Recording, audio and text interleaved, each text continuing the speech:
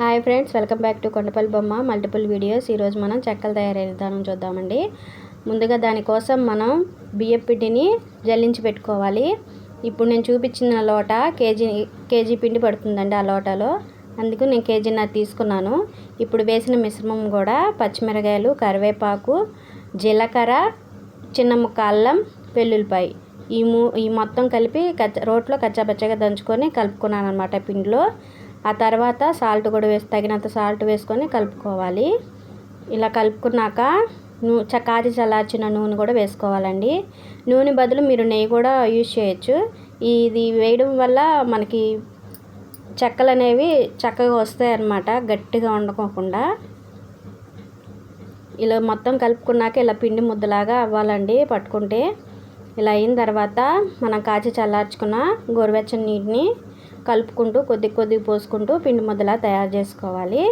వీటిలో మనం కావాలనుకుంటే పచ్చెనగపప్పు లేదా పెసరపప్పు లేదా నువ్వులు ఏవన్నా వేసుకోవచ్చండి. మా పిల్లలు వద్దన్నారు, ప్లెయిన్గా చేయమన్నారు, అందుకని నేను అలా చేస్తున్నాను అనమాట. మీకు కావాలనుకుంటే మీరు యూస్ చేసుకోవచ్చు.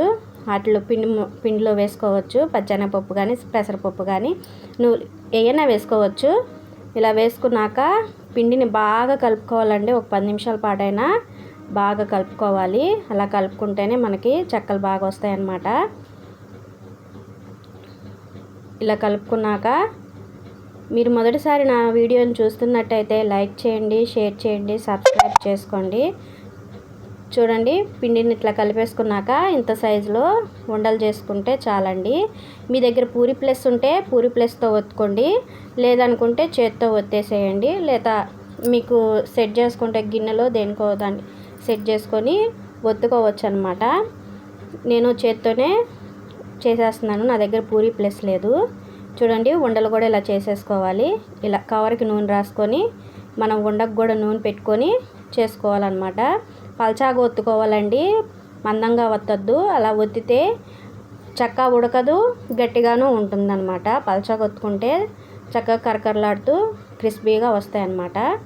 చూడండి, ఇలా ఒత్తేసుకొని నూనెలో వేసేసుకోవాలి. మరీ అంత వేడి ఉండకూడదు, అంత చిన్న మంటకు ఉండకూడదండి, మీడియంలో ఉండాలి మంట. ఇది కట్టెల పొయ్యి మీద కదండి, మనం చూసుకుంటూ సగ ఎంత ఉండాలో మంట అనేది చూసుకుంటూ పెట్టుకోవాలి. ఇలా గోల్డెన్ కలర్లో వచ్చేసిన తర్వాత చెక్కలు తీసేసుకోవాలన్నమాట. చూడండి, చెక్కలు తయారైపోయినాయి. ఇది కేజీన్నర పిండి అండి. మీ వీడియో నచ్చినట్లయితే లైక్ చేయండి, షేర్ చేయండి, సబ్స్క్రైబ్ చేసుకోండి.